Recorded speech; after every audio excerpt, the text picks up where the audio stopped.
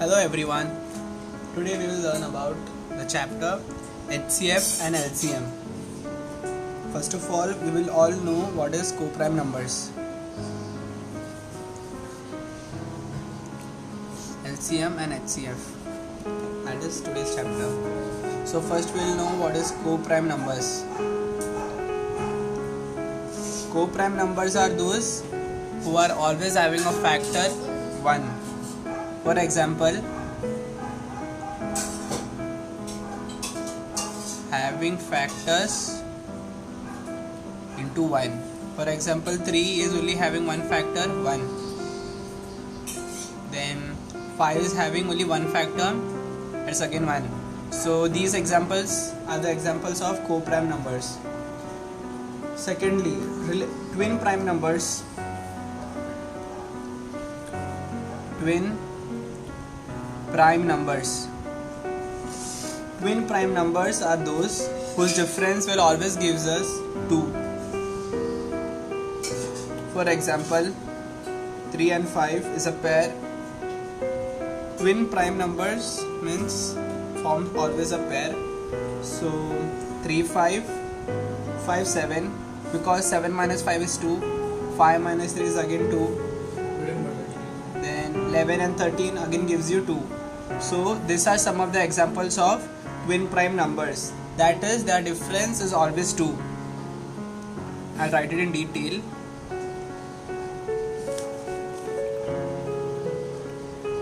Difference between two co-prime numbers. Difference between two co-prime numbers should always remain 2. That is what twin prime numbers. Now we'll go for practice set 10. The first question: which number is neither a prime nor a composite number? We all know the answer is 0, because 0 doesn't have any factor. Also, it is not a prime number too, and not a composite number. Next question: which of the following pairs are of co-primes?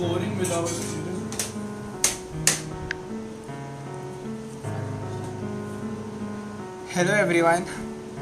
Today we'll learn about LCM and HCF. First of all, we will all know what is co-prime numbers. Co-prime numbers are those that are always having factors into 1. For example, 3 is a prime number as well as 5 is also a prime number. So we have 3 as 3 into 1 because 1 only can be its common factor, whereas 5 also has 1 because 1 can be its common factor. This is all about co-prime numbers that are having factors 1.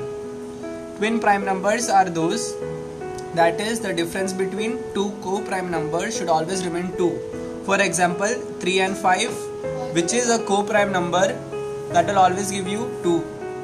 5 and 7 is again a co-prime number, which will again give you the difference 2. Same way for 11 and 13. Now let's go for practice set 10. The first question is, which number is neither a prime nor a composite number? 0 is the answer, because 0 do not have a factor. Which of the following are pairs of co-prime numbers? Now we all know co-prime numbers are those that are always having the difference 2.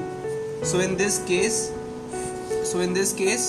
4 5 and 17 19 are the pairs of co-primes, because 4 and 5 will give you the difference 2, whereas 17 and 19 will also give you 2. List the prime numbers from 25 to 100 and say how many of them are there, which is the third question. So in third question, we are being asked to find the prime numbers from 25 to 100 and say how many of them are there.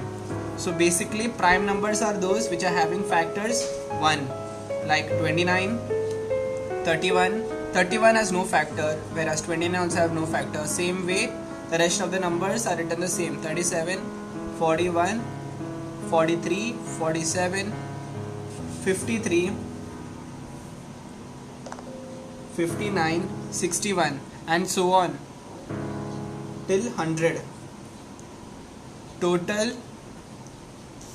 16 prime numbers are present between them. Now let's go for question 4.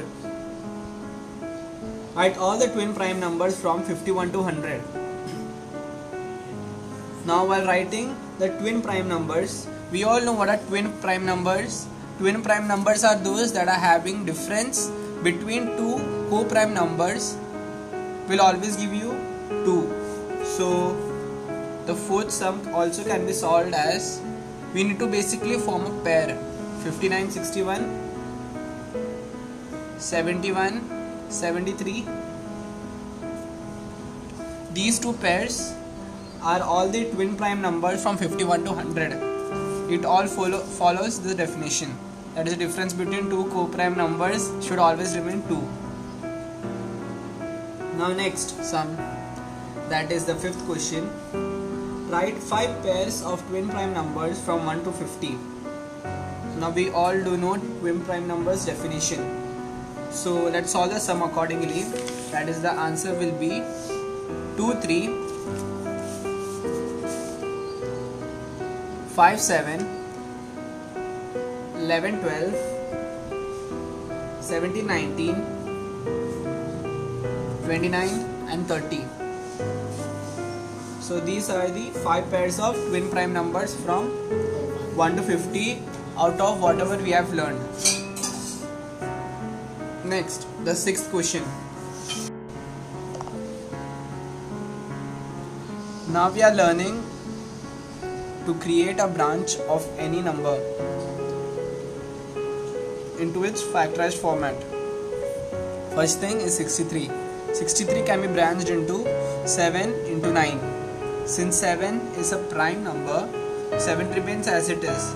9 can be again factorized into 3 into 3. And so we got the factorization as 7 into 3 into 3. Next example is 20.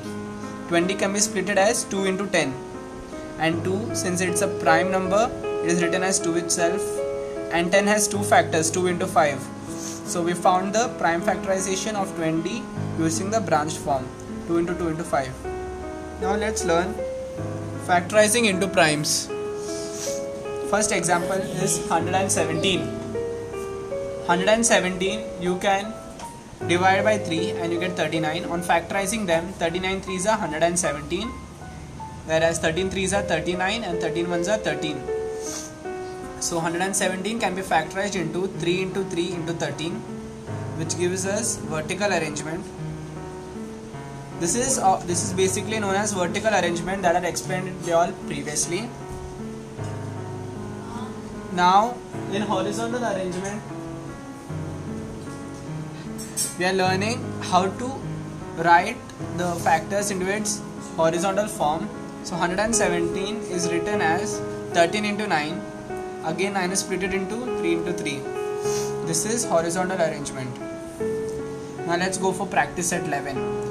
In practice set 11 we take the first example, 32. 32 is factorized into 2 into 16, then 2 into 8, then again 2 into 4, 2 into 2 and 2 ones are 2. So we have the prime factors of 32 as 2 into 2 into 2 into 2 and into 2. The next sum, 57. 19 3s are 57 and 19 ones are 19. This method is what I do right now is now vertical arrangement. This is horizontal arrangement. So the answer, that is the prime factors of 57, is 3 into 19. The 7th sum, 765. 765 I have split it into 5 into 3 into 3 into 17. That is, on factorizing 765 we get these factors. So this method is again called as vertical arrangement. And in horizontal arrangement, it is 765 is equal to 15 into 51. So 15 is split into 5 into 3, whereas 51 is again split into 3 into 17. That's all we are learning for today's video. Thank you.